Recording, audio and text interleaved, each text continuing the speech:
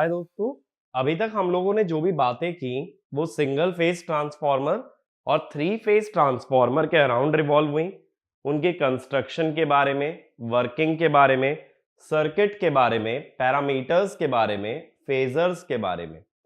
अब हम आगे जो बातें करने वाले हैं वो जनरलाइज बातें करेंगे जो सिंगल फेज और थ्री फेज दोनों के लिए ही कहीं ना कहीं एप्लीकेबल होंगी। तो आज का जो हमारा टॉपिक है that is your parallel operation of transformers.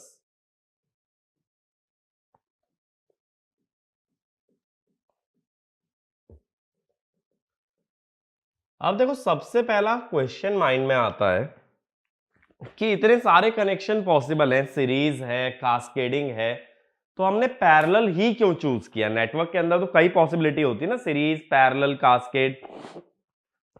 तो देखो बात क्या होती है, सबसे पहले ये पैरेलल ऑपरेशन पे क्यों जाना पड़ता है। अब जो पावर सिस्टम होता है उसके अंदर करंट की वैल्यू काफी हाई होती है, किलो एम्प्स में भी चलती है और एम्प्स में भी चलती है। अब एक सिंगल ट्रांसफॉर्मर हो सकता है उतना करंट हैंडल ना कर पाए। अगर एक सिंगल ट्रांसफॉर्मर उतना करंट हैंडल नहीं कर पा रहा तो हमें मल्टीपल ट्रांसफॉर्मर पैरेलल में जोड़ने पड़ेंगे ताकि टोटल करंट रेटिंग बढ़ पाए। हम क्या जानते हैं, पैरेलल में करंट्स ऐड होते हैं। तो अगर यानी किसी भी सिस्टम की करंट रेटिंग को कभी इंक्रीज करना हो then we have to add such components in parallel.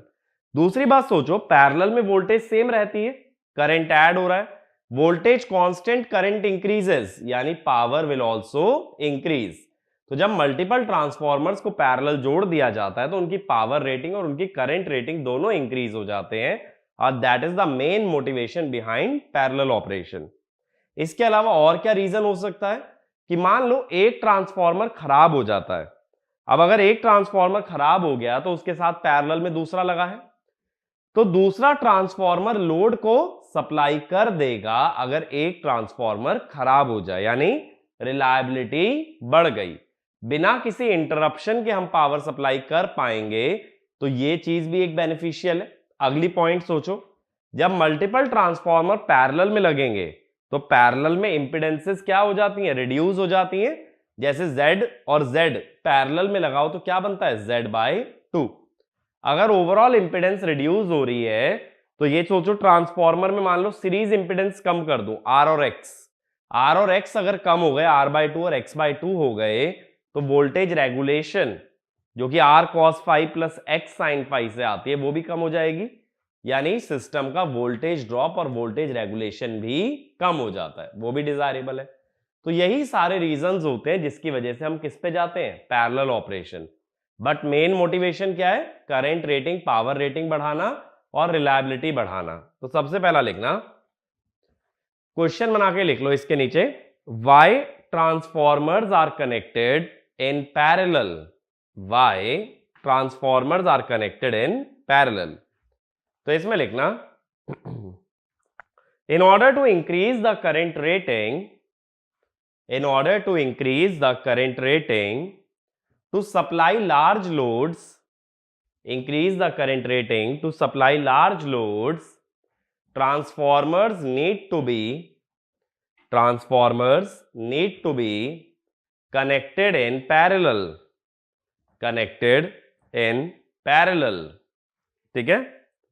Second, it is not practical to construct, it is not practical to construct a large transformer which can single-handedly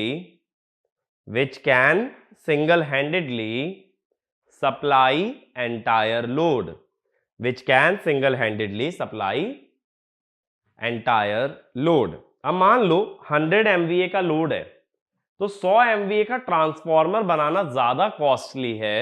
उसके बदले भले ही ऐसा कर लो 25-25 MVA के 4 लगा दो या 50 MVA के 2 लगा दो, क्योंकि उसमें साथ साथ रिलायबिलिटी भी बढ़ रही है। इतना बड़ा ट्रांसफॉर्मर बनाए कि वो पूरा लोड सप्लाई कर दे, वो ज्यादा डिफिकल्ट है एज कंपेयर टू छोटे छोटे ट्रांसफॉर्मर्स को जोड़ करके हम लोग लोड सप्लाई कर ले।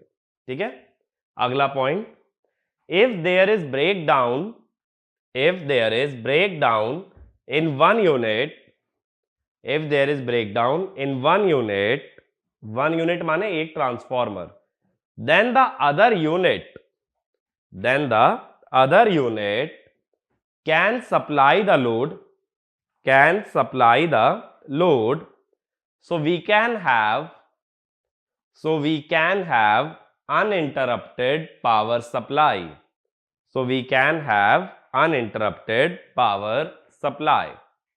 ठीक है, ये चीज मैंने अभी भी बताई कि अगर एक ट्रांसफॉर्मर खराब हो जाए, पैरेलल में दो लगे हैं, तो दूसरा ट्रांसफॉर्मर लोड को सप्लाई कर सकता है। माना कि टोटल लोड नहीं सप्लाई कर पाएगा, मान लो एक ट्रांसफॉर्मर 50 MVA का है, दोनों मिलके 70 MVA सप्लाई कर रहे थे, 70, तो अकेला तो 70 नहीं दे पाएगा, जल जाएगा। इसीलिए भले ही वो पूरा लोड ना दे पाए, बट पार्शियल लोड वो सप्लाई कर सकता है। ना कोई पावर सप्लाई करने से बेहतर है कि कुछ अमाउंट ऑफ पावर हम सप्लाई कर पाए। तो ये बेनिफिट होता है पैरेलल ऑपरेशन का। लास्ट लिखो, cost of stand by unit is reduced. इसका मतलब क्या हुआ, देखो, अगर अकेला एक ट्रांसफॉर्मर चल रहा है तो एक ट्रांसफॉर्मर बैकअप में रखना पड़ेगा, ताकि अगर ये खराब हो गया तो इसको रिप्लेस कर दें। लेकिन जब मल्टीपल ट्रांसफॉर्मर पैरेलल में लगे और एक खराब भी हो जाए, तो अदर ट्रांसफॉर्मर लोड को सप्लाई कर सकते हैं, तो तुम्हें बैकअप में रखने की जरूरत नहीं है। जैसे मान लो 4 ट्रांसफॉर्मर है, एक खराब हो गया, तो अभी 3 तो सप्लाई कर सकते हैं, 3 को सप्लाई करने दो, इतने जो खराब हुआ है उसको रिपेयर कर लो, बैकअप की तुम्हें जरूरत कम पड़ती है। लेकिन अगर एक सिंगल ही ट्रांसफॉर्मर सारा लोड दे रहा होता, तो जैसे ये खराब हुआ, इसका रिप्लेसमेंट चाहिए, तो वो तुम्हें एक स्टोरेज में रखना पड़ेगा, एक एक्स्ट्रा ट्रांसफॉर्मर, ताकि खराब होते ही उसको रिप्लेस किया जा सके। एक पॉइंट और लिख लो इसी बात पे, इसमें लिखना, transformers can be turned on end of depending upon power demand. मान लो जैसे 50-50 MVA के 4 ट्रांसफॉर्मर है, अब तुम्हारे पास डिमांड सिर्फ है 70 MVA की, तो 4 चलाने की जरूरत नहीं है, 2 में भी काम हो सकता है। तो इसी हिसाब से जैसा जैसा डिमांड है उसी हिसाब से ट्रांसफॉर्मर्स को ऑन और ऑफ कर लो, जिससे कि एफिशिएंसी को भी कंट्रोल कर पाओगे। देखो, ज्यादा नंबर ऑफ यूनिट्स चलाओगे तो एफिशिएंसी तो गिरेगी, ऑब्वियस सी बात है, हीटिंग ज्यादा होगी, एफिशिएंसी रिड्यूस होगी। इसीलिए बेहतर ये रहेगा कि जितने minimum number of transformers at a time चला सकते हैं, बस उतने ही चलाओ। लोड बढ़ता है तो ज्यादा ऑन कर लो, और लोड घटता है तो ऑफ कर दो, इस हिसाब से चला सकते हो। लेकिन क्या होगा ना, मान लो अकेला ट्रांसफॉर्मर है, तो लोड बढ़े या कम हो, उसको चलना ही चलना है, ठीक है, तो उसको लोड वेरिएशन के साथ साथ भी चलना पड़ेगा, और इधर हम यूनिट्स को ऑन ऑफ कर सकते हैं रिक्वायरमेंट के हिसाब से। तो ये भी हमें एक बेनिफिट मिलता है in case of parallel operation. ठीक है, ये मेरी बात क्लियर हुई, पैरेलल ऑपरेशन क्यों करते हैं। तो अब हमें ये क्लियर है कि इस टॉपिक का स्कोप क्या है, इसका प्रैक्टिकल यूजेज क्या है। अब बात करते हैं कि क्या ऐसे ही कोई भी 2 ट्रांसफॉर्मर्स को पैरेलल में जोड़ सकते हैं। जैसे मान लो 2 ट्रांसफॉर्मर लिया है मैं रैंडम, ए और बी, क्या मैं उन्हें पैरेलल लगा के चला सकता हूं, या कुछ कंडीशंस ऐसी हैं जिसको देख करके बता सकते हैं कि पैरेलली ऑपरेट कर सकते हैं या नहीं, इस बारे में हमको बात करनी है। ठीक है, तो अगला लिखना, necessary condition for parallel operation, necessary condition for parallel operation. अब देखो, पैरेलल ऑपरेशन का मतलब क्या होगा, इसका मीनिंग समझना कि मान लो 2 ट्रांसफॉर्मर है, अभी सिंगल फेज ही दिखा रहा हूं, अगर 3 फेज भी होता है ना तो भी सर्किट एक ही फेज का बनाते हैं, क्योंकि बैलेंसिंग में हमें क्या नॉलेज होती है कि जब कोई सिस्टम बैलेंस्ड है तो तीनों फेज का मैग्नीट्यूड बराबर होगा और फेज शिफ्ट 120 होगा। इसीलिए तीनों फेजेस कभी भी ड्रॉ करने की जरूरत नहीं होती, ड्रॉ हमेशा एक ही फेज करना है। ये बात आगे के लिए ध्यान रखना, किसी भी मशीन 3 फेज मशीन का सर्किट पर फेज बनता है।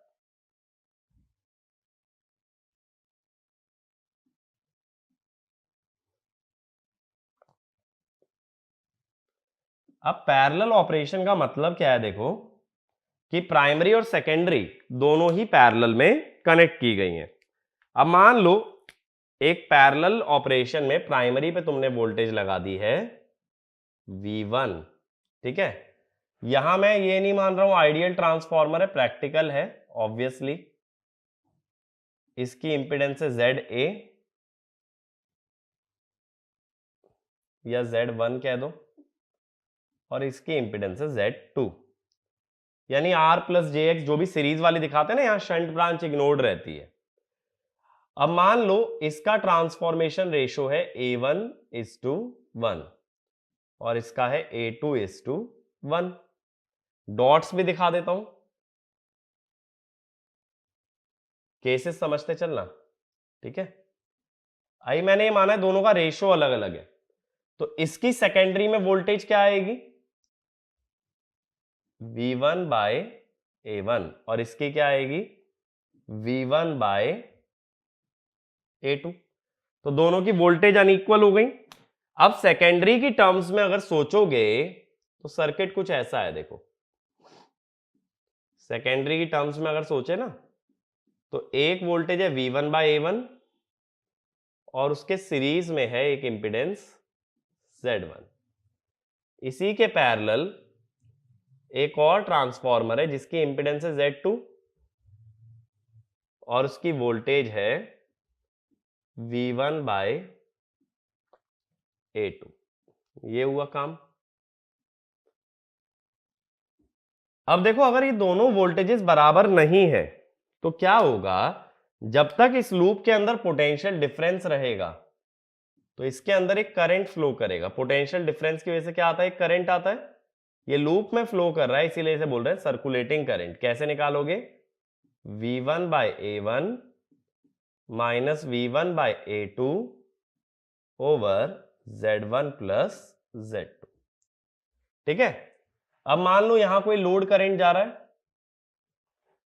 तो I1 और I2, तो सर्कुलेटिंग करंट की वजह से इसके I1 की वैल्यू क्या हो जाएगी, I plus I circulating. I माने ओरिजिनल करंट जो ये देता बिना सर्कुलेटिंग करंट के, तो करंट डिलीवर करता तो पॉजिटिव से निकलता ना, सर्कुलेटिंग भी पॉजिटिव से निकल रहा है, और इसकी क्या हो जाएगी, ये देता I लेकिन ये सर्कुलेटिंग करंट लेने लगा, तो इसकी हो जाएगी I माइनस I सर्कुलेटिंग।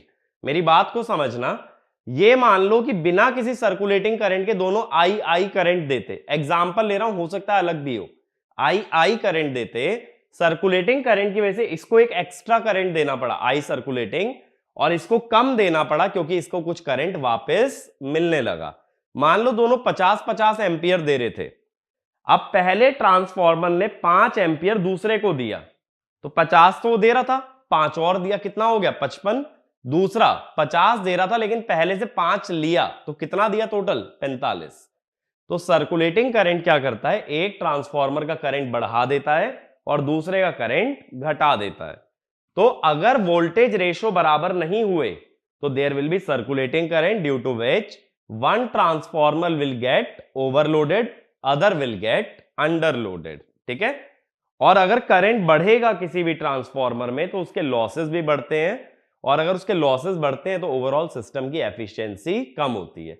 ये बात जरूर दिमाग में आएगी कि भाई दूसरे का गिर भी तो रहा है करंट, तो उसके लॉसेस गिरेंगे, बट ओवरऑल जब सम निकालोगे ना तो सम ज्यादा ही आएगा। तो हम क्या कह सकते हैं कि circulating current increases the value of copper loss. तो मेरा पहला पॉइंट लिखना इसके अंदर नेसेसरी कंडीशन में, transformers should have equal voltage ratio, otherwise a circulating current flows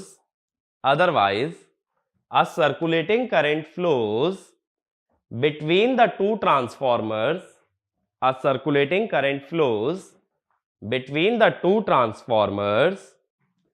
which increases the current supplied by one transformer,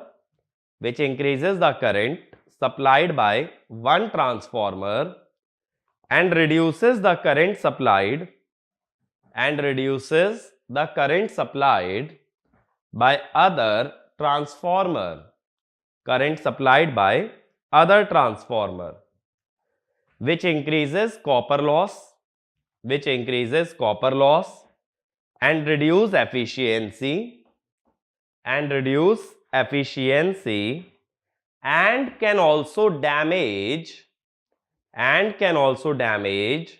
overloaded transformer,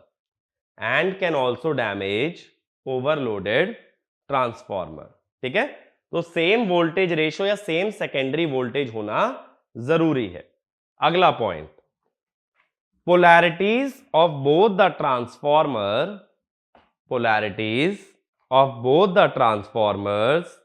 must be same. मान लो ये दूसरे ट्रांसफॉर्मर की डॉट नीचे होती तो इसका प्लस माइनस उल्टा हो जाता भाई। रेशो अब मान लो सेम है तो प्लस माइनस उल्टा हो जाने से क्या होता, जब केवीएल लगाते तो ये प्लस हो जाता माइनस की जगह, तब भी क्या आ जाता, सर्कुलेटिंग करंट। तो सेम रेशो होते हुए भी अगर तुमने पोलैरिटी गलत जोड़ दी है then also it will give rise to circulating current. और जब मैंने पोलैरिटी टेस्ट के बारे में बात की थी तब भी मैंने ये पॉइंट रखा था कि पोलैरिटी टेस्ट पैरेलल ऑपरेशन के लिए जरूरी है। तो सही पोलैरिटी कैसे चूज की जाती है, by the use of polarity test. तो इसमें लिखना, हमने क्या लिखा था पॉइंट अभी कि polarities of the transformer must be same, otherwise इसी के आगे लिखना, otherwise it will give rise to circulating current, as earlier। तो भले ही ना ये वाला डायग्राम बना के लिख लेना इसके नीचे, ये क्लियर हो जाएगा कि कैसे पोलैरिटी डिफरेंट होने से हमें नुकसान होता है, ठीक है। अब ये तो बात हुई भाई सिंगल फेज ट्रांसफॉर्मर की, ठीक है। अब लिखना for 3 phase transformer necessary condition single phase के लिए 2 हैं, सेम वोल्टेज रेशो और सेम पोलैरिटी। अब 3 फेज के लिए लिखो, पहला लिखना सेम फेज सीक्वेंस, यानी या तो दोनों का फेज सीक्वेंस पॉजिटिव हो या दोनों का नेगेटिव हो, एक का पॉजिटिव और एक का नेगेटिव हुआ तो नहीं चल पाएगा, ठीक है।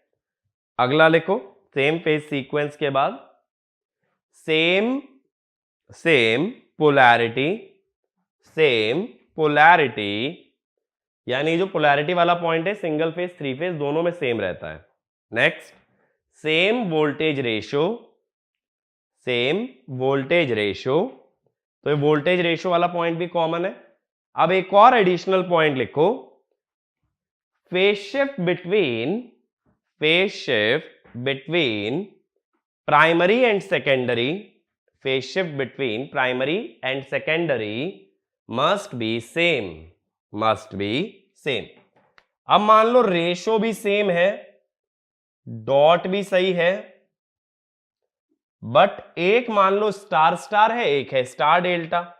अब स्टार स्टार 0 डिग्री का फेज शिफ्ट दे दिया, मान लो स्टार डेल्टा दे दिया 30 डिग्री का, तो वोल्टेज के मैग्नीट्यूड बराबर है, लेकिन जब केवीएल लगाओगे तब यहां एंगल भी तो रखोगे, और जब तुमने एंगल रख दिए तब ये जो डिफरेंस आएगा ये नॉन जीरो आ जाएगा, ठीक है। तो ये डिफरेंस अगर नॉन जीरो आ गया तब there will be circulating current. यानी सिर्फ वोल्टेज का मैग्नीट्यूड बराबर करने से काम नहीं चलेगा, वोल्टेज का एंगल भी सेम रखना है।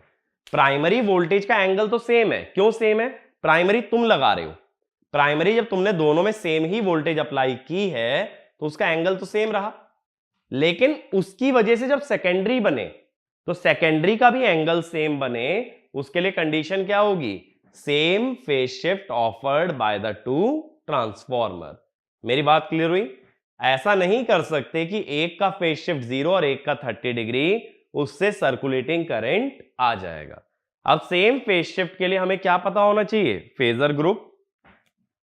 अब देखो 0 डिग्री और 180 डिग्री वाले कौन से ट्रांसफॉर्मर होते हैं, हमने पढ़ा था स्टार स्टार, डेल्टा डेल्टा और डेल्टा जिगजैग। ये 0 डिग्री और 180 डिग्री दे सकते हैं। 30 डिग्री और -30 डिग्री वाले कौन से होते हैं?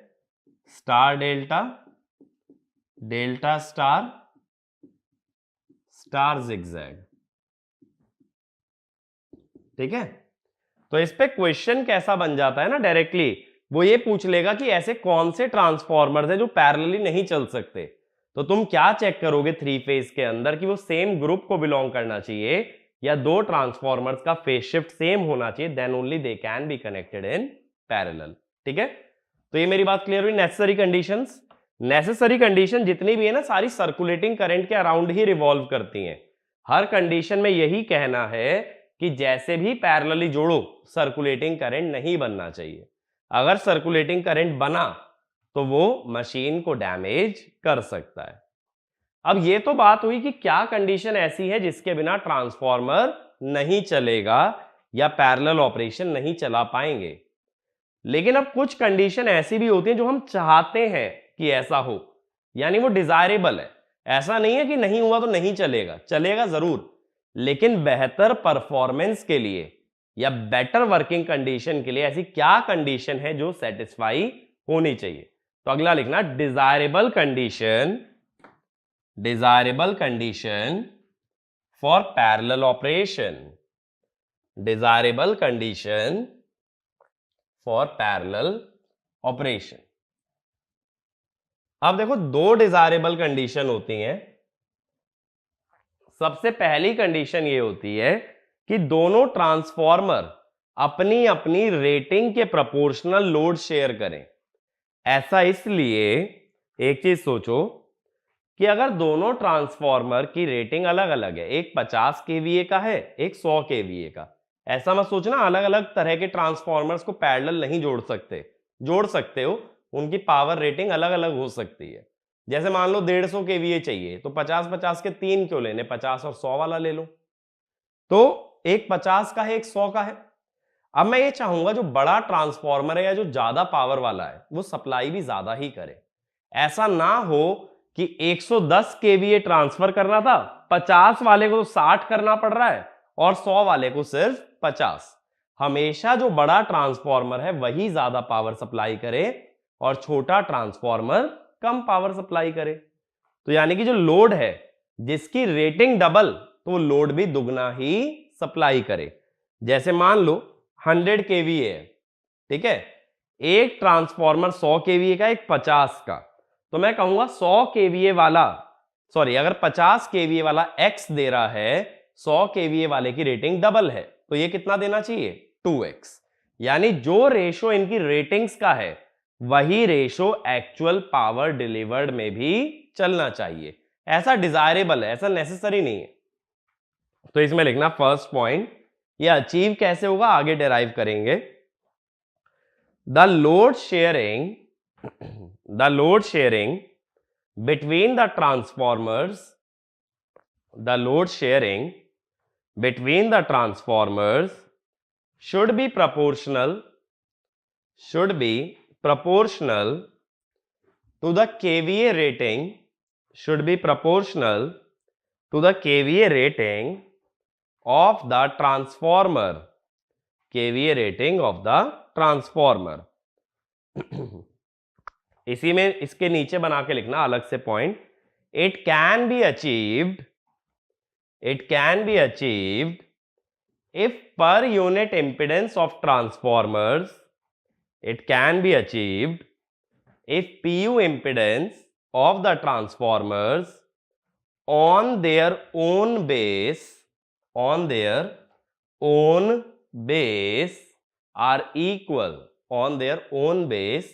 equal, यानी अगर उनकी इंपिडेंस को PU में कन्वर्ट करो और बेस क्या लेके चलो, जो उसी ट्रांसफॉर्मर की रेटिंग है, और ये बराबर आ गए, तो load sharing will be proportional to kV. ये हम डेराइव करेंगे, बट ये पॉइंट तुम्हें एग्जाम के लिए याद रखना जरूरी है कि when per unit impedance on its own base is equal, then we can say load sharing proportional to KVA rating.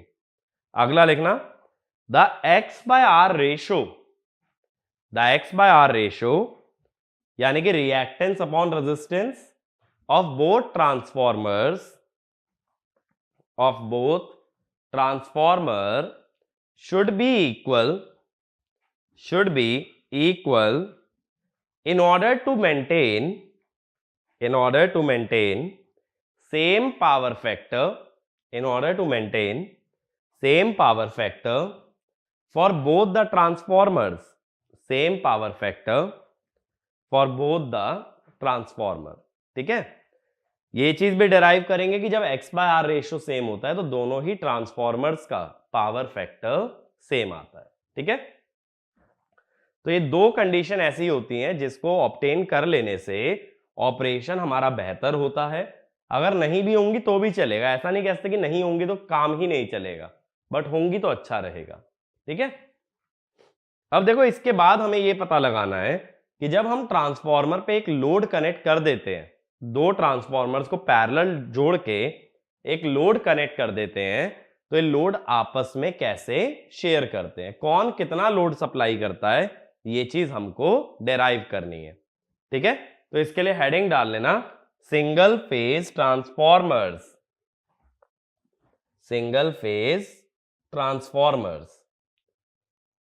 अब देखो मैं पोलैरिटी सेम मान के चल रहा हूं, पोलैरिटी टेस्ट की मदद से मैंने पोलैरिटी सेम कर ली है, फेज शिफ्ट सेम मान रहे हैं, बट मैं वोल्टेज रेशो अलग अलग ले रहा हूं।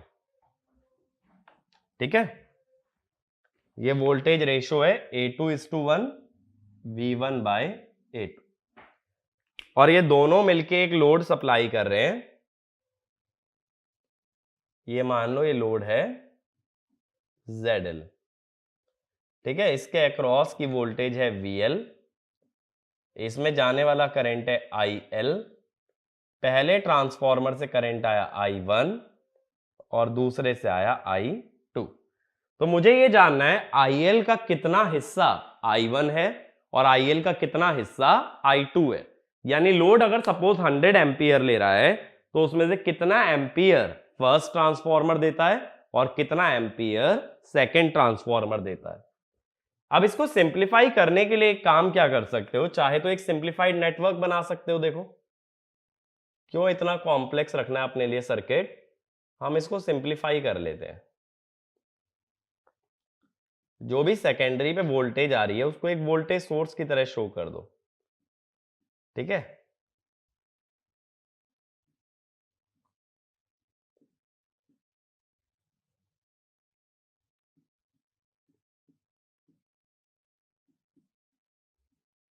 ये हमने दो सोर्स दिखा दिए और दोनों ट्रांसफॉर्मर की जो इंपीडेंस है वो मैंने सेकेंडरी पे ही रेफर कर रखी है।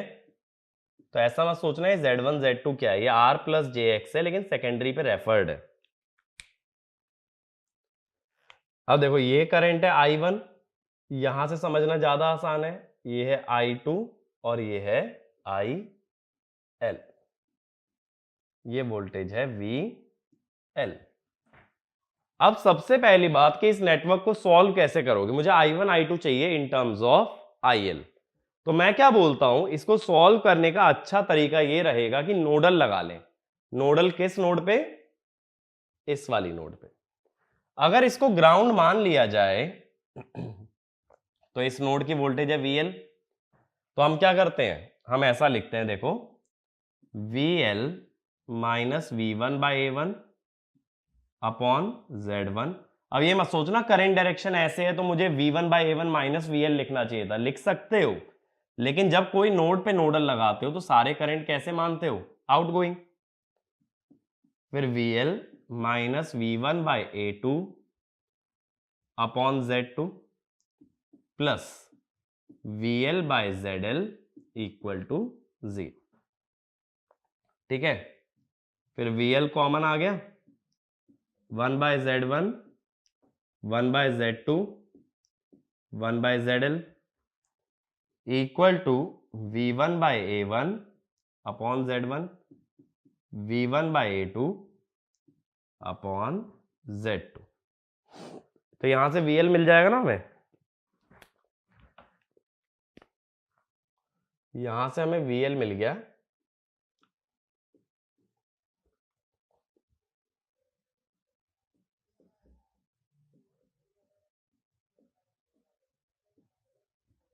Upon 1/z1, 1/z2, 1/zl। अब मुझे I1 और I2 निकालना है। देखो I1 कैसे निकलेगा, अब I1 की डायरेक्शन के हिसाब से लेके चलना, V1/A1 minus VL upon Z1, क्योंकि करंट जा रहा है V1/A1 से VL की तरफ, तो कौन सी वोल्टेज लोगे पहले, V1/A1 माइनस VL। वो तो नोडल लगाते वक्त हर करंट आउटगोइंग मान लेते हैं, इसीलिए मैंने VL में से ये वोल्टेज सब्ट्रैक्ट की थी। अदरवाइज करंट डायरेक्शन के हिसाब से जाता तो V1/A1 में से VL सब्ट्रैक्ट होना चाहिए। ठीक है, अब मैं ये वाला डायग्राम रब कर देता हूं, क्योंकि इसकी हमें जरूरत नहीं है जब हमारे पास सेकंड सर्किट ड्रॉ हो चुका है।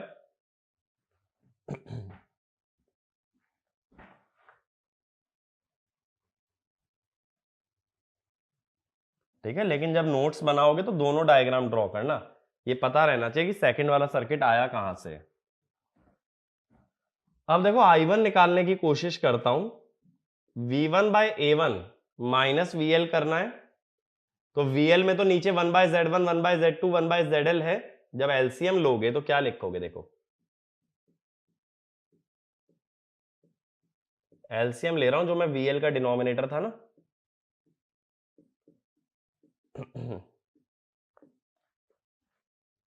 ठीक है, माइनस V1/A1Z1, V2/A2Z2। मैंने बस VL की वैल्यू सब्स्टिट्यूट कर दी और कुछ भी नहीं है। नीचे Z1 तो था ही, और ये वाला एलसीएम वाली टर्म भी आ गई।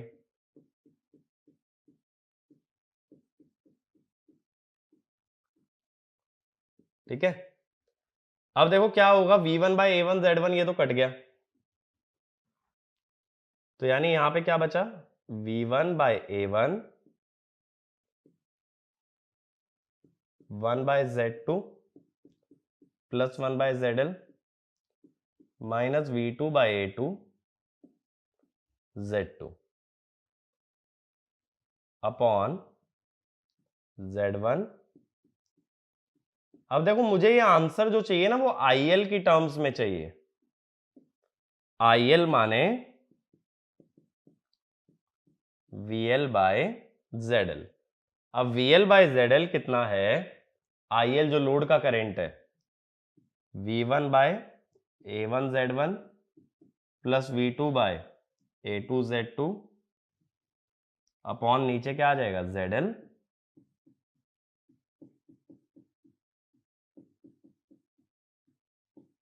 ये होगा ना IL।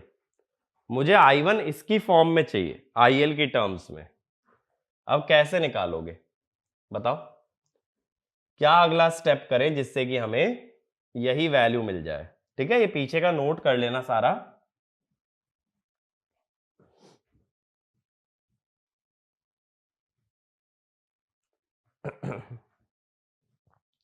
अब हम लोग क्या कर सकते हैं,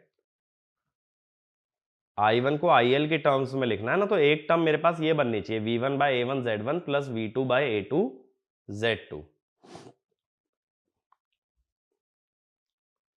ठीक है, अब ये टर्म बनाओगे कैसे, इसमें तो ये कट चुकी, V2/A2Z2 तो है, V1/A1Z1 नहीं है अपने पास, क्योंकि यहां पे V1/A1Z2 और V1/A1ZL। तो अब बात ये आती है, ऐसी टर्म बनाओगे कैसे, V1/A1Z1 और V2/A2Z2। ऐसी टर्म अगर हमें बनानी है, क्या कर सकते हैं, एक काम करते हैं, या तो सबसे बढ़िया ना, सबसे पहले इसमें एलसीएम ले लो। एलसीएम क्या लोगे, Z1 Z2 ZL ले लोगे।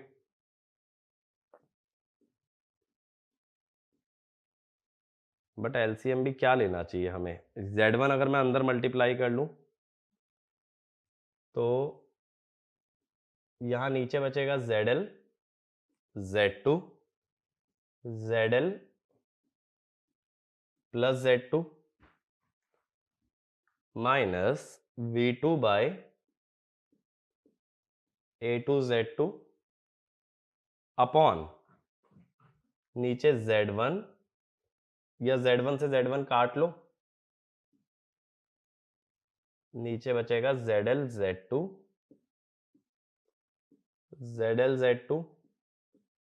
Plus Z1 ZL plus Z2 ZL।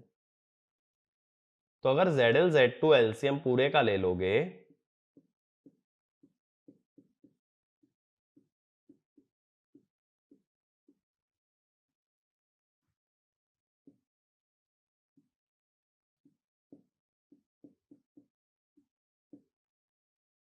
ZL Z2 था ना, यहाँ पे Z1 ZL और यहाँ पे Z1 Z2 होगा, सॉरी ये बन गया। ऐसे ही IL में देखो, अगर एलसीएम ले ले, IL में अगर एलसीएम ले लो तो क्या होगा, V1 बाय A1 Z2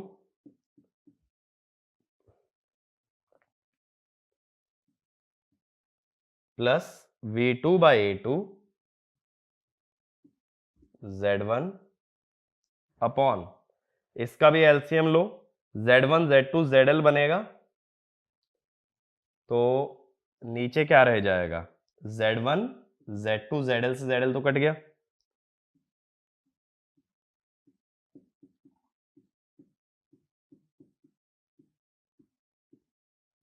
तो देखो डिनोमिनेटर तो दोनों का सिमिलर आ रहा है।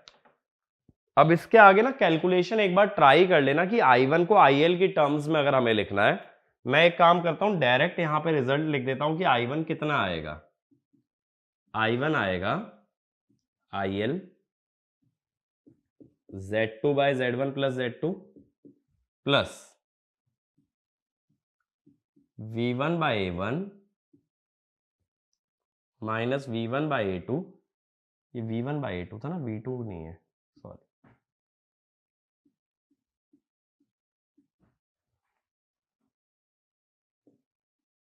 हमने V2 और कहाँ लिख दिया है, ये हमने V2 लिख दिया, ये V1 है।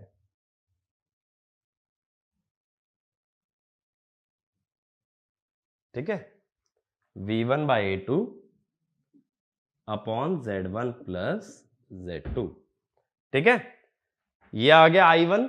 टोटल करंट है IL मेरे पास, टोटल करंट कितना है अपने पास, IL। IL में से अगर I1 सब्ट्रैक्ट कर लोगे तो क्या मिल जाएगा, I2। IL में से अगर I1 सब्ट्रैक्ट कर लिया जाए तो मिल सकता है I2। सिंपल जो हमने सर्किट ड्रॉ किया था ना, उसके हिसाब से सोचना। तो मैं क्या लिख सकता हूं, I2 is IL minus I1। तो ये वैल्यू बनेगी IL Z1 by Z1 plus Z2 minus V1 by A1 minus V2 by A2 over Z1 plus Z2। अब देखो दोनों ही केसेस में जो पहली टर्म है वो तो IL का फंक्शन आ रही है, और दूसरी टर्म में दोनों वोल्टेज सब्ट्रैक्ट हो रही हैं। तो हम यहां पे क्या बोल देते हैं कि पहली टर्म हमें ये बता रही है IL कैसे शेयर हो रहा है दोनों ट्रांसफॉर्मर के बीच, और दूसरी टर्म हमें बता रही है सर्कुलेटिंग करंट। सर्कुलेटिंग करंट क्यों, क्योंकि वो वोल्टेज के डिफरेंस से आ रही है। अगर वोल्टेज डिफरेंट नहीं होती तो सेकेंड टर्म कभी आती ही नहीं, और सेकेंड टर्म एक में अगर ऐड हो रही है तो एक में सब्ट्रैक्ट हो रही है। अभी मैंने पीछे सर्कुलेटिंग करंट में बताया भी था, सर्कुलेटिंग करंट एक ट्रांसफॉर्मर का करंट इंक्रीज करता है तो दूसरे का हमेशा डिक्रीज करता है। तो इसमें लिखना the first term in both the expression, the first term in both the expression represents the contribution of transformer to the total load current, and the second term represents circulating current circulating current between the two transformers, circulating current between the two transformers. ठीक है, but देखो ये सब expression ना तुम्हें याद करने की जरूरत नहीं है। अब इसके बाद अगला स्पेशल केस लिखो, equal voltage ratio, equal voltage ratio.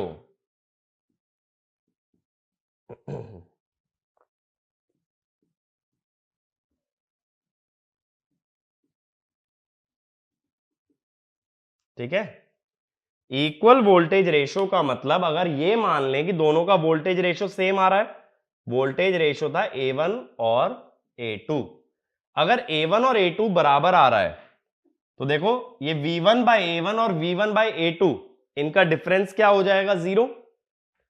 तो इसका मतलब क्या होगा, there will be no circulating current, क्योंकि ये जो सेकंड टर्म है जो वोल्टेज के डिफरेंस से आ रही है, ये सेकंड टर्म हमारी 0 हो जाएगी। V1 by A1 will be equal to V1 by A2। अब अगर सर्कुलेटिंग करंट नहीं है तो I1 क्या होगा, IL Z1 by Z1 plus Z2, sorry Z2 by Z1 plus Z2, और I2 क्या होगा, IL Z1 by Z1 plus Z2। अब ये दोनों टर्म्स को अगर ध्यान से देखो, ये देखने में ऐसा लग रहा है that it is the current division. IL का डिवीजन ही तो कर दिया हमने दो पार्ट्स में, अब ऐसा कैसे, ये बात को भी समझो। देखो ये चीज मैं डायग्राम से शो करता हूं कि ये करंट डिवीजन वाला मेथड क्यों लग पाया। अभी देखो हमने एक्चुअल सर्किट क्या बनाया था, जो हमने नेटवर्क की फॉर्म में दिखाया था, ये था Z1, ये था V1 बाय A1, ऐसे ही था Z2, और ये दूसरा सप्लाई था V1 by A2। Primary voltage तो दोनों के लिए V1 ही था ना, वो तो हमने अप्लाई किया था। यहां पे कोई करंट जा रहा था IL। अब हम क्या जानते हैं, जब मल्टीपल वोल्टेज सोर्सेज होते हैं तो उसको एक सिंगल वोल्टेज सोर्स में भी कन्वर्ट कर सकते हो। कैसे, एक सिंगल वोल्टेज सोर्स कितना होता है, sigma VI by ZI divided by sigma 1 by ZI। अगर V1 equal to V2 equal to VN है, दैट इज V, तो ये जो सिग्मा VI है, VI कॉमन आ जाता है, सारे वोल्टेज V के बराबर है ना। ये जो मैंने फॉर्मूला लिखा है मिलमैन्स थ्योरम से लिखा है, तो इक्विवेलेंट वोल्टेज कितनी आ जाती है, खुद V के बराबर आ जाती है। ये वाली कौन सी थ्योरम है भाई, नेटवर्क में हमने पढ़ी थी, मिलमैन्स थ्योरम। इसका मतलब क्या हुआ कि अगर सभी वोल्टेज सोर्स इक्वल हो जाए तो क्या होता है, वोल्टेज सोर्स बराबर आ जाते हैं, दोनों वोल्टेज सोर्स मिलके ना एक ही सोर्स बन जाता है। बात कुछ समझ आ रही है, देखो अगर A1 A2 बराबर होते तो दोनों वोल्टेज सोर्स बराबर होते ना, और दोनों वोल्टेज सोर्स जब बराबर होंगे तो उनका इक्विवेलेंट भी उनके बराबर ही बनेगा। अब इस सर्किट से सोचो, I1 I2 कैसे निकालोगे IL से, IL जो है दो इंपिडेंस में डिवाइड हो रहा है, Z1 और Z2, तो I1 I2 कैसे निकलेंगे, simply by the method of current division. ठीक है, तो ये ध्यान रखना, ये जो डायरेक्ट हमने लिख भी दिया है ये पिछली डेरिवेशन से भी आ सकता है, या लॉजिकली जाए तो मिलमैन्स थ्योरम से दोनों वोल्टेज सोर्स एक सिंगल सोर्स में कन्वर्ट हो जाएंगे, तब individual current can be found out using current division. ठीक है, ये वाला मेथड याद रखना। अब देखो इतनी चीज आने के बाद हमारे पास अब हम लोग क्या जानना चाहते हैं, मेरा इंटरेस्ट करंट में नहीं है, मेरा इंटरेस्ट है पावर में, कि कितना कितना केवीए ये दोनों डिलीवर कर रहे हैं। ठीक है, कितना कितना एपरेंट पावर ये दोनों डिलीवर करते हैं। तो हम क्या जानते हैं, टर्मिनल वोल्टेज, दोनों का आउटपुट वोल्टेज कितना है, VL है ना। तो अब अगर मैं कहूं पहले ट्रांसफॉर्मर की एपरेंट पावर मुझे चाहिए, कॉम्प्लेक्स पावर मुझे चाहिए, तो मैं क्या कहूंगा, VL I1 कॉन्जुगेट। I1 की वैल्यू डालो जरा,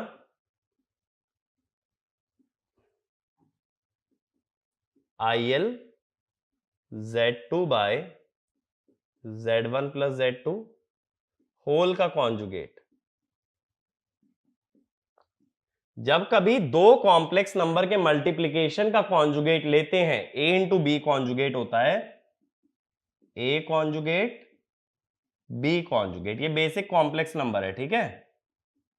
दो कॉम्प्लेक्स नंबर के प्रोडक्ट का कॉन्जुगेट होता है इंडिविजुअल के कॉन्जुगेट का प्रोडक्ट।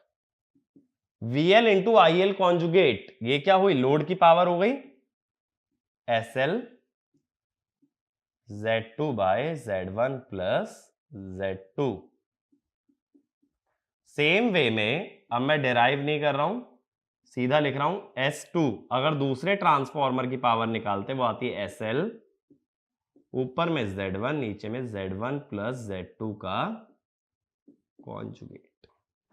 तो ये आ जाता है contribution of each transformer to the load. ये फॉर्मूला सबसे पहला फॉर्मूला है जो कि तुमको याद करना है in case of parallel operation, ठीक है।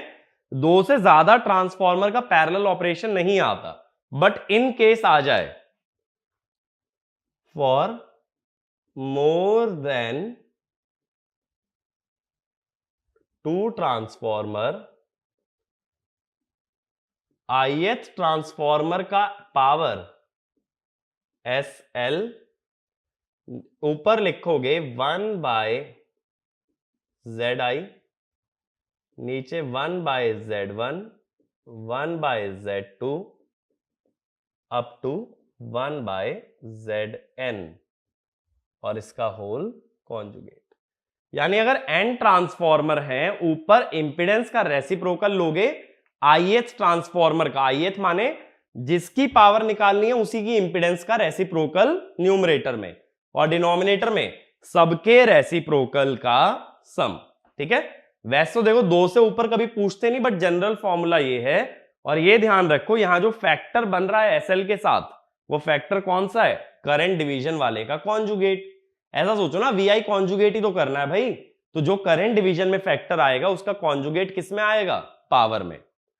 अगली बात, एक जो इंपॉर्टेंट बात नेटवर्क से हमें यहां पे याद रखनी है, for lagging power factor, for lagging power factor angle of SL is positive. यानी अगर मैं कह दूं कि पावर फैक्टर है 0.8 लैगिंग, तो पावर का एंगल क्या लोगे, plus 36.86। For leading power factor SL का एंगल क्या लेते हैं, नेगेटिव। जैसे एक एग्जांपल लो, 100 kVA 0.8 लैग, तो इसको कैसे लिखोगे, 100 एंगल 36.86 डिग्री केवी, और 100 kVA 0.8 लीड, इसको कैसे लिखोगे, 100 एंगल माइनस 36.86 डिग्री केवी। ये जो मिस्टेक है ना, ये काफी सारी टेस्ट सीरीज, काफी सारी बुक्स के अंदर मिलेगी, बट ये ध्यान रखना, लैगिंग पावर फैक्टर के लिए हमेशा पावर का एंगल पॉजिटिव, क्योंकि रिएक्टिव पावर पॉजिटिव, और लीडिंग पावर फैक्टर के लिए पावर का एंगल नेगेटिव, क्योंकि रिएक्टिव पावर नेगेटिव। ये मेरी बात क्लियर हुई। अब इसके बाद एक और चीज देखो, अगर मैं यहां से S1 बाय S2 निकालूं, S1 बाय S2, ये कितना हो जाएगा, Z2 बाय SL तो कट जाएगा ना, और Z1 Z2 भी कट जाएंगे, Z1 प्लस Z2 ये आएगा। अगर सिर्फ मैग्नीट्यूड ले लिया जाए, कॉम्प्लेक्स पावर का मैग्नीट्यूड माने root over P square plus Q square, तो इधर भी मॉड बन जाएगा, और मॉड लेने पे कॉन्जुगेट का रूल खत्म हो जाता है, ऐसा भी लिख सकते हो। ठीक है, तो यहां तक नोट करो। फिर एक इंपॉर्टेंट पॉइंट हम लोग लिखते हैं। कुछ पॉइंट्स ऐसे हैं, देखो ये फॉर्मूला सबको याद रहता है, लेकिन कुछ कॉमन मिस्टेक ऐसी हैं जो हर बच्चा पैरेलल ऑपरेशन पे बेस्ड क्वेश्चन में कर जाता है, तो उन चीजों पे हमें सबसे ज्यादा ध्यान देना है। ठीक है, क्योंकि ये फॉर्मूला तुम हर जगह पढ़ सकते हो, कोई भी पढ़ाएगा ये फॉर्मूला जरूर पढ़ाएगा, लेकिन क्या होता है कि जब हम नजरअंदाज कर देते हैं इसकी बारीकियों को, इसकी बेसिकली इसके अंदर जो भी छोटी छोटी मिस्टेक हो सकती है उनको अगर इग्नोर करोगे तो गलत हो जाएगा। ठीक है, यहां तक लिखा। अब पॉइंट्स टू रिमेंबर करके नीचे लिखना है इसके, points to remember. In load sharing, the impedance of each transformer, in load sharing the impedance of each transformer should be considered either in ohms or in per unit but on the same base, or in per unit but on the same base। अगला point लिखना, the impedance needs to be substituted in complex form as R plus jx, in complex form as R plus jx। एक चीज देखो, मान लो एक 50 KVA का transformer है, 11 केवी bye 33 केवी,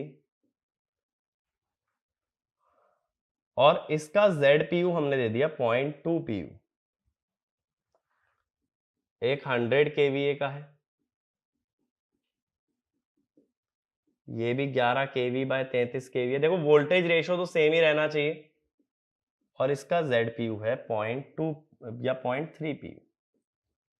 अब मैं तुमसे कहता हूं ये बताओ कि लोड शेयरिंग कितना होगा, या कितना कितना लोड सप्लाई करेंगे अगर SL है 80 kVA 0.8 लैगिंग। अब इंपेडेंस देखो कॉम्प्लेक्स नंबर की तरह तो दिया नहीं है, जब कॉम्प्लेक्स की तरह ना दिया हो तो रियल की तरह ही उसका यूज करेंगे। तो ये भी पॉइंट लिख लेना, if impedance is not given in complex form, then use it as a real number। अब मैंने क्या बोला, फॉर्मूला लगाने के लिए या तो दोनों इंपेडेंस को ओम्स में कन्वर्ट कर लो। ओम्स में कैसे करोगे, ओम्स में पहले साइड डिसाइड कर लेना, इन ओम्स ऑन सेकेंडरी साइड। अब तुम कहोगे भाई ये जो पर यूनिट इंपेडेंस है ये तो बताया ही नहीं, ये प्राइमरी पे है सेकेंडरी पे, मैं बेस किसका यूज करूं, प्राइमरी या सेकेंडरी, मैंने बताया ही नहीं किस साइड पे है।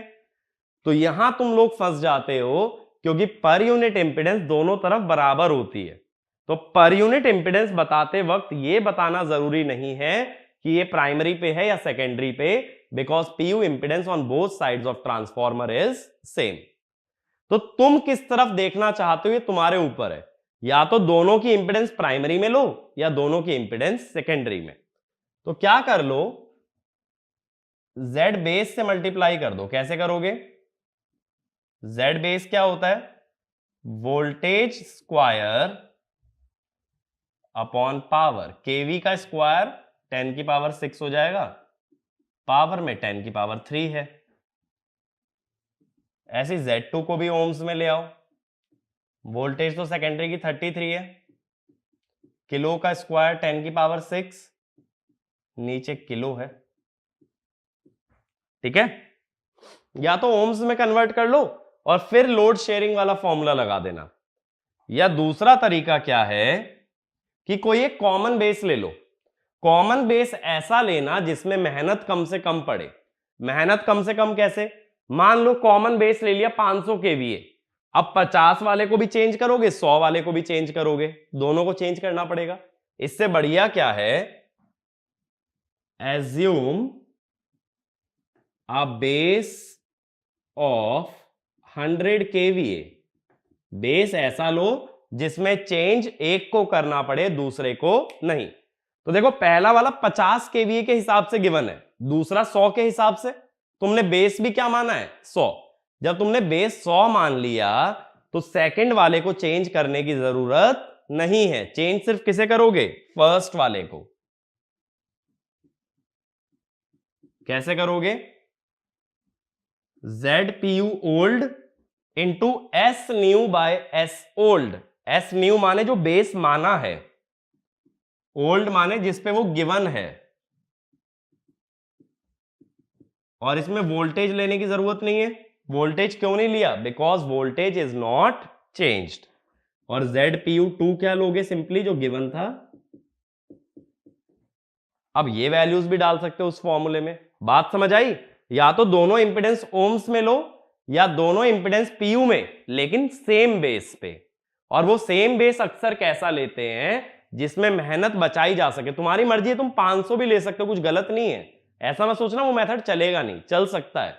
लेकिन मैंने 100 क्यों लिया? क्योंकि एक 100 पे गिवन था। एक अगर 100 पे गिवन और 100 ही मान लूं तो दो में से एक को ही ट्रांसफॉर्म करना है, दोनों को नहीं। मेरी बात क्लियर हुई? ये वाला प्रोसेस क्लियर है? अब देखो सबसे ज्यादा जो क्वेश्चन गेट में या बेसिक क्वेश्चन जो इस टॉपिक पे किसी भी एग्जाम में बनते हैं वो लोड शेयरिंग पे ही बनते हैं, जो फॉर्मूला मैंने तुमको अभी लिखवाया है। अगर इंपेडेंस R प्लस जेएक्स की फॉर्म में गिवन है तो वैसे पुट करो, वरना उसको एक रियल नंबर की तरह डाल सकते हो। तो मैं साइड में फॉर्मूला लिख देता हूं जो हमने डिराइव किया है।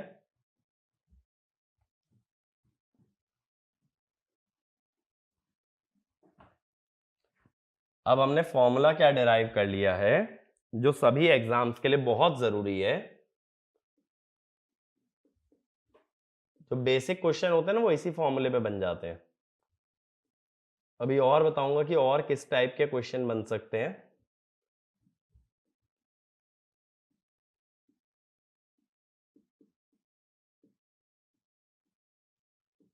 ठीक है, इतना बेसिक सभी लोगों को याद होना चाहिए।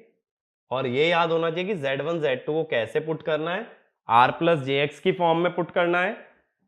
दोनों को ओम्स में डाल सकते हो या दोनों को पीयू में डाल सकते हो, but on the same base. और मैंने लैगिंग लीडिंग में SL के एंगल का साइन भी बताया है। अब इसके बाद आता हूं, जब यहां तक डिराइव कर लिया तो जो डिजायरेबल कंडीशन के बारे में मैं तुमसे बात कर रहा था, मैंने क्या बोला था? डिजायरेबल कंडीशन हम डिराइव करेंगे कि ऐसा क्यों हुआ। ठीक है, तो उस पर आते हैं। पहली डिजायरेबल कंडीशन क्या थी? Load sharing proportional to KVA. तो मैं क्या कहूंगा कि S1 should be proportional to S1 rated, S2 should be proportional to S2 rated। यही था। इसका मतलब S1 by S2, सिर्फ मैं मैग्नीट्यूड्स की बात कर रहा हूं, एंगल की नहीं, इसीलिए ऊपर मैंने बार नहीं लगाया है। ठीक है, मॉड की बात हो रही है। अभी हमने मैग्नीट्यूड्स का रेशो निकाला था, ये इंपेडेंस के उल्टे रेशो में चलता है। देखो इंपेडेंस पे ही मैंने बार नहीं लगाया, यानी कॉम्प्लेक्स नहीं, रियल नंबर है। मॉड ले चुका हूं और दोनों इंपेडेंस को मैं ओम्स में ले रहा हूं। मैंने बोला ना, या तो Z1 Z2 को ओम्स में लो या पर यूनिट में ले लो, सेम बेस पे। मेरी बात को समझो, अभी हमने लिखा था mod of S1 by S2 equal to mod of Z2 by Z1। तो मैंने मॉड हटा के बार हटा दिया, यानी मॉड चल रहा है बट बार बार मॉड दिखा नहीं रहा हूं। ठीक है, दिखाने के लिए मॉड दिखा सकते हो। अब यहां से हमें क्या मालूम चला कि Z1 S1 rated equal to Z2 S2 rated. अब दोनों ट्रांसफार्मर की वोल्टेज रेटिंग तो सेम होती है ना, कि मैंने एग्जांपल में शो किया था, क्योंकि वो नेसेसरी कंडीशन है। तो दोनों को जो है ना वोल्टेज रेटिंग से डिवाइड कर दो, किसी भी साइड की, प्राइमरी या सेकेंडरी, जिस साइड पे Z1 हो। अच्छा, एक पॉइंट और लिख लेना, देखो इंपॉर्टेंट पॉइंट्स में, Z1 and Z2 should be referred, Z1 and Z2 should be referred on same side of transformer, either primary or secondary, या तो Z1 Z2 दोनों ही प्राइमरी पे हो या दोनों ही सेकेंडरी पे, अलग अलग नहीं। इसीलिए मैंने बोला वोल्टेज रेटिंग तो सेम आएगी।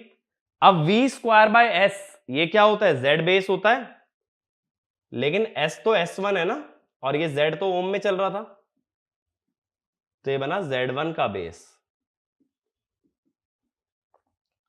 ऐसे दूसरी साइड क्या बन जाएगा, Z2 का बेस, दूसरे ट्रांसफार्मर का बेस। अब यहां सेम बेस थोड़ी ना बनेगा, सेम क्यों नहीं बन रहा, क्योंकि एक में S1 यूज हो रहा है, एक में S2, दोनों में सेम पावर तो यूज हुई नहीं, तो बेस तो अलग अलग हुआ।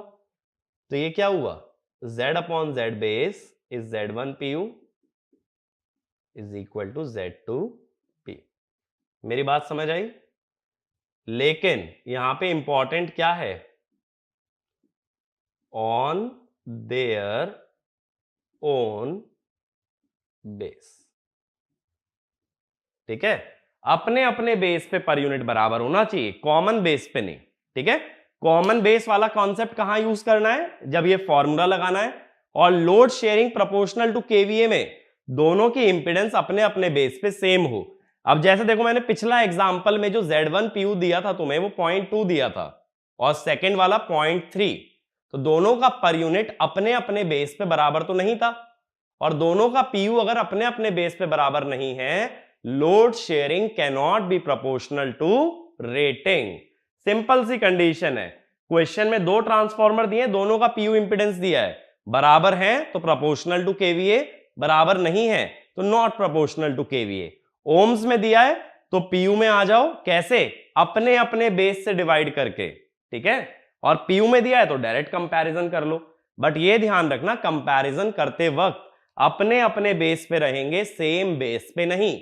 सेम बेस पे कब, जब ये एक्सप्रेशन अप्लाई करना है। बहुत ज्यादा जरूरी है, इसको अपनी लैंग्वेज में लिख लो, जो भी लैंग्वेज कंफर्टेबल है, हिंदी इंग्लिश जो भी समझते हो उसमें लिख लो। सेम बेस पे नहीं लाना है, सेम बेस पे लाना होगा सिर्फ इस फॉर्मूले में। ठीक है, ये इंपॉर्टेंट है। ये पहली डिजायरेबल कंडीशन क्लियर हुई। सेकंड पे आते हैं। सेकंड में मैंने बोला था X/R रेशो सेम होना चाहिए, उसके बारे में समझते हैं। देखो, कोई भी इंपीडेंस होती है वो होती है R + jX। तो इसको पोलर फॉर्म में कैसे लिखते हो भाई, मैग्नीट्यूड आ जाता है, एंगल आ जाता है, यानी X/R रेशो बताता क्या है, X/R ratio represents the impedance angle. तो जो सेकंड डिजायरेबल कंडीशन में बोला X/R रेशो सेम होना चाहिए, उसका क्या सिग्निफिकेंस हुआ, that angle of both the impedances should be same. तो ये वाला पॉइंट लिखना, having same X/R ratio, having same X/R ratio implies, having same X/R ratio implies having the same angle of impedance, having the same angle of impedance। अब देखो इससे होता क्या है,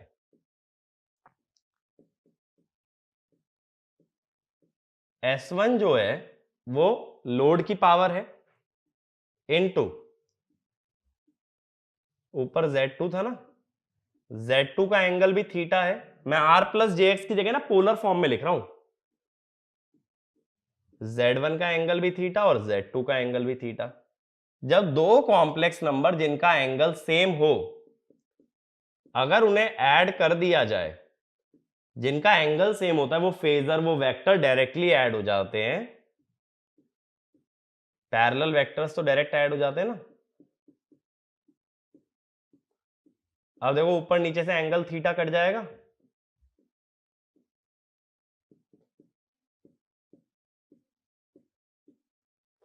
और ये तो बचे मैग्नीट्यूड। मैग्नीट्यूड का क्या ही कॉन्जुगेट लोगे, इससे क्या मिला कि S1 का जो एंगल है वही एंगल SL का है, दैट इज थीटा L। क्योंकि ये जो सेकंड टर्म आ रही है इसका एंगल तो कट चुका है, तो ये सिर्फ क्या है, स्केलार है। अगर ये स्केलार है तो ओवरऑल टर्म का एंगल कितना हुआ, थीटा L। सेम वे में S2 से अगर अप्रोच करते तो उसका एंगल भी कितना आता, थीटा L। यानी लोड का जो एंगल है या लोड की पावर का जो एंगल है वही एंगल दोनों ट्रांसफॉर्मर की पावर का होगा।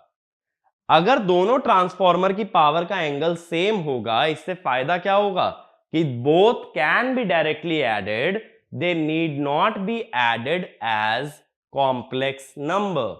कभी भी दो कॉम्प्लेक्स नंबर, दो फेजर या दो वेक्टर जिनका एंगल सेम है उन्हें डायरेक्टली ऐड कर सकते हो। तो अगर एक 100 केवीए का ट्रांसफॉर्मर है, एक 50 का है, दोनों का एंगल सेम है, कितना होगा टोटल पावर, 150। फायदा हुआ, दोनों का अगर एंगल सेम नहीं होता तो 100 प्लस 50 कभी 150 नहीं हो सकता। तो 150 कब मिल सकता है, जब दोनों का एंगल सेम हो। तो दोनों का एंगल सेम होने से फायदा यह होता है कि दोनों की पावर का सम मैक्सिमम आता है। कोई भी दो वेक्टर या दो फेजर का सम मैक्सिमम तभी हो सकता है व्हेन बोथ आर पैरेलल। तो इसीलिए मैंने बोला अगर S1 S2 का एंगल सेम आ जाए तो क्या होगा, दोनों को डायरेक्ट ऐड कर सकते हो, जिस कारण से उनका सम मैक्सिमम होगा और तुम ज्यादा पावर डिलीवर कर पाओगे। तो ये वाला पॉइंट लिखना, having the same x by r ratio, having the same x by r ratio implies that power factor of each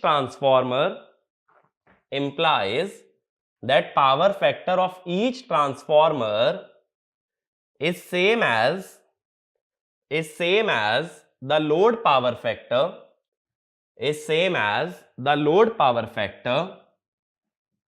and since the angle of their apparent power are equal,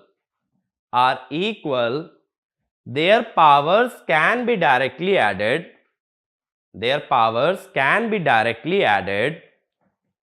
and the sum of their powers is maximum। तो देखो और क्या हुआ points to remember में हमारे पास, first तो हुआ ये, दूसरा हमें पता चला अगर S proportional to S rated होता है तो Z1 PU should be equal to Z2 PU but on own base। और तीसरा, अगर x by r रेशो दोनों ट्रांसफॉर्मर का बराबर हो जाए तो दोनों ट्रांसफॉर्मर की पावर का एंगल किसके बराबर हो जाता है, लोड की पावर के एंगल के, या लोड पावर फैक्टर एंगल। इससे फायदा क्या होता है, दो पावर्स का सम मैक्सिमम आ सकता है। ठीक है, तो ये इंपॉर्टेंट कॉन्सेप्ट है जब हम बात करते हैं गेट एग्जाम की या बेसिक क्वेश्चंस की। लेकिन कई बार क्या होता है, कुछ ऐसा क्वेश्चन भी बन जाता है जो नेटवर्क बेस्ड होता है।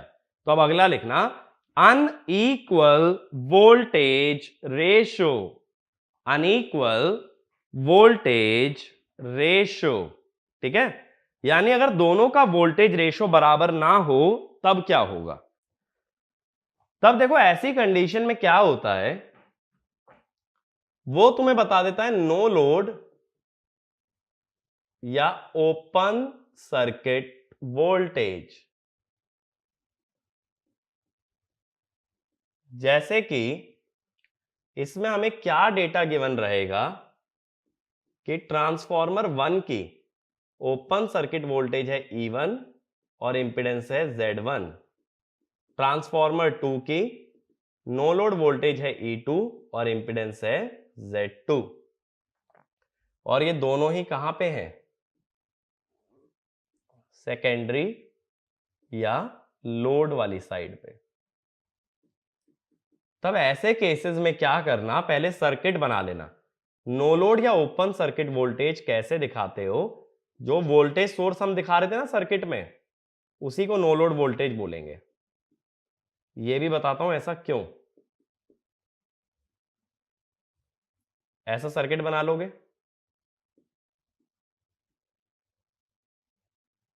अब दोनों का वोल्टेज रेशियो अनइक्वल होने की वजह से ही ये E1 E2 अनइक्वल है। पहले हमने इसी को तो लिखा था V1/A1 और V1/A2, तो जो V1/A1 और V1/A2 लिख रहे थे ना, वही तुम्हारा E1 और E2 है इस बार। ZL, ये VL और ये IL, ये I1 और ये अपना I2।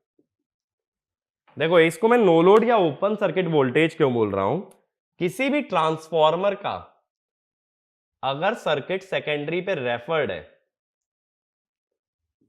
तो ये वाली वोल्टेज है V1,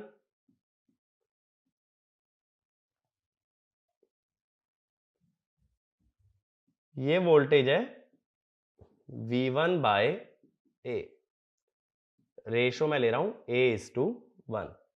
शंट ब्रांच इग्नोर्ड है, पैरेलल ऑपरेशन में कभी शंट ब्रांच कंसीडर नहीं होगी, ठीक है। और ये है टर्मिनल वोल्टेज, मान लो V I। तो ये जो V1/A है ना, इसी को E बोल रहे हैं। ऐसा इसलिए कि अगर I 0 हुआ तो I इंटू Z 0 हो जाएगा, यानी Z के अक्रॉस कोई वोल्टेज ड्रॉप नहीं आने वाला, तब V कितना होगा E। यानी अगर करंट फ्लो नहीं कर रहा, करंट फ्लो ना करने का मतलब ओपन सर्किट या नो लोड, क्योंकि जब लोड ही नहीं लगा तो करंट फ्लो नहीं करेगा। तो उस केस में जो वोल्टेज आउटपुट पे मिलती है that is called as no load और ओपन सर्किट वोल्टेज। तो पहले जो हम V1/A1 और V1/A2 लिख रहे थे ना, तो डरने वाली बात नहीं है, उसी को इस बार E1 और E2 लिखा है।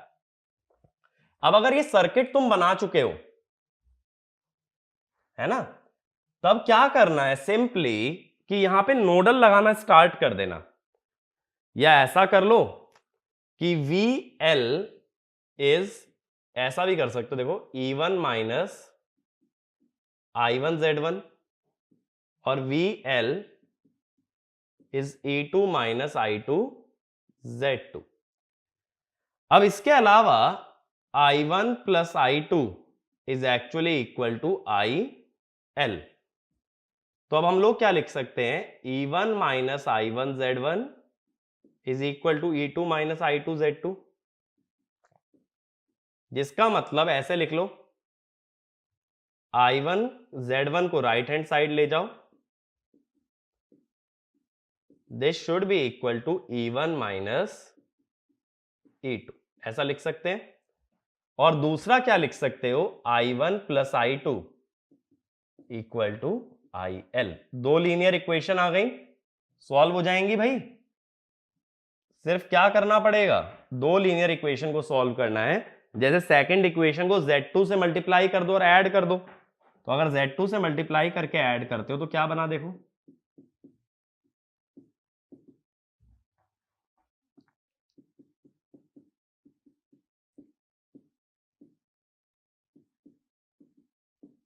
यहां से आ गया ना I1, ठीक है, इस तरह से आ जाएगा। तो यही तो रिजल्ट आ गया जो पहले निकाला भी था, जब हम लोग कंफ्यूज हो गए थे कि IL की फॉर्म में कैसे लाएं, तो यही तो रिजल्ट था। ये जो डिफरेंस वाला टर्म था इसको हमने बोला था सर्कुलेटिंग करंट, और जो सेकंड टर्म था वो था लोड शेयरिंग। अगर IL गिवन है तो ऐसे कर सकते हो,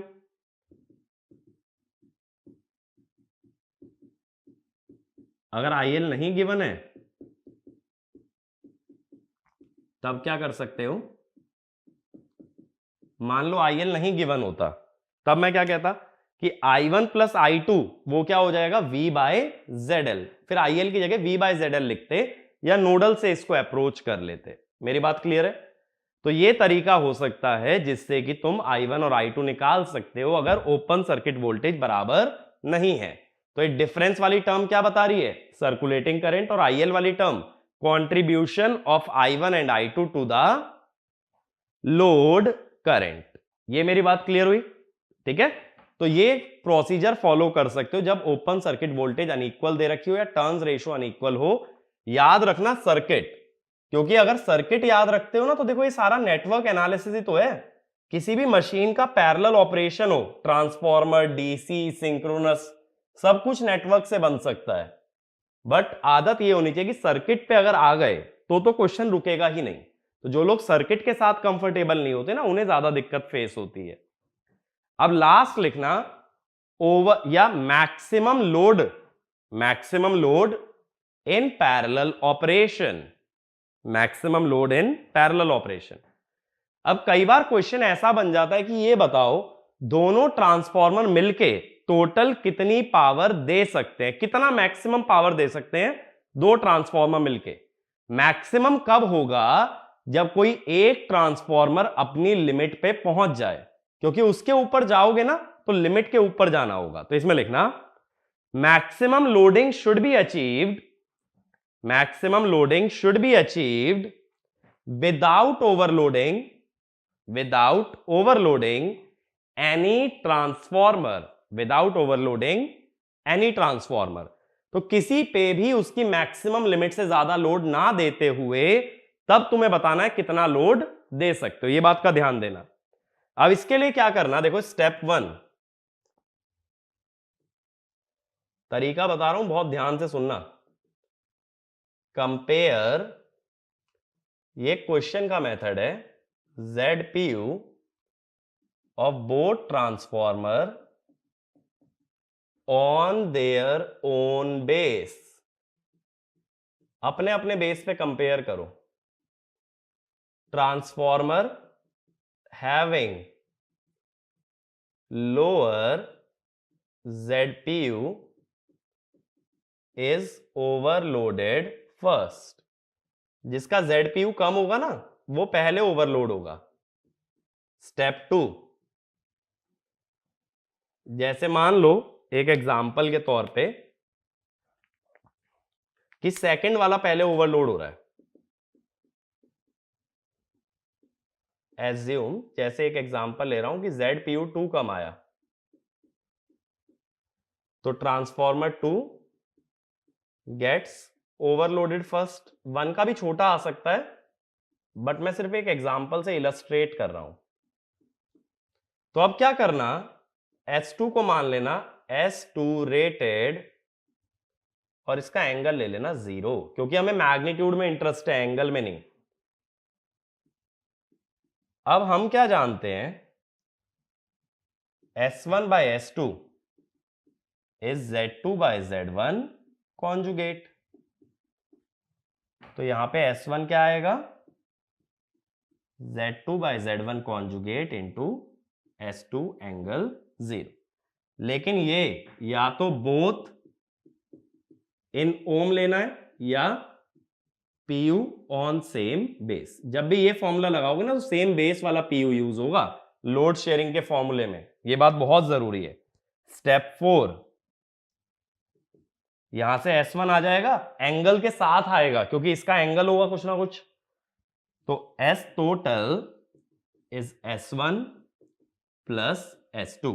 तो यहां से तुम्हें मैक्सिमम लोड मिलेगा, लेकिन दोनों को कॉम्प्लेक्स नंबर या फेजर की तरह ऐड करना, इनको डायरेक्ट ऐड मत कर देना, क्योंकि S2 का एंगल 0 माना ना, S1 का कुछ ना कुछ एंगल आएगा। तो जब एक का एंगल 0 है, एक का थीटा है, तो कैसे ऐड करोगे, S1 square plus S2 square plus 2S1 S2 cos theta whole under root. ठीक है, तो इस तरह से मैक्सिमम लोडिंग निकाली जाती है। इस पे 2 तरह के क्वेश्चन बनेंगे या 3 तरह के मान लो। पहला, लोड देके लोड शेयरिंग निकलवाएगा इस फॉर्मूले पे। अनइक्वल वोल्टेज रेशियो जो मैंने बताया नोडल से या केवीएल से निकल सकता है। तीसरा, मैक्सिमम लोड के मैंने तुम्हें ये स्टेप्स बताए हैं। अब इसके क्वेश्चन जब प्रैक्टिस करते हो ना तो कैटेगरी देख लेना किस में लाई कर रहा है और तुरंत नेटवर्क की तरह बना देना। याद बस ये 2 फॉर्मूले रखे जाएंगे और ये कॉन्सेप्ट रखा जाएगा, बाकी सारा कुछ तुम नेटवर्क एनालिसिस से परफॉर्म कर सकते हो। ठीक है, तो इसके क्वेश्चन प्रैक्टिस करना, तब इस चैप्टर के लास्ट पार्ट की तरफ बढ़ना। अब इसके बाद जो अपना पार्ट बचा है ना वो ज्यादातर कंसेप्चुअल है, उसमें न्यूमेरिकल वाला पार्ट बहुत कम है। तो न्यूमेरिकल यहां तक बहुत अच्छे से कवर अप कर लो, तब आगे की बात करोगे तो ज्यादा क्लैरिटी मिलेगी, प्लस ये एंश्योर्ड रहेगा कि इस चैप्टर पे जो भी न्यूमेरिकल बन सकते हैं वो अच्छे से प्रोसेस कर पाओगे, उन्हें अच्छे से अटेम्प्ट कर पाओगे। ठीक है, तो मिलते हैं अगले वीडियो में। उससे पहले ये काम आपको निपटाना है, सारे क्वेश्चन इसके कंप्लीट रखने हैं। Thank you.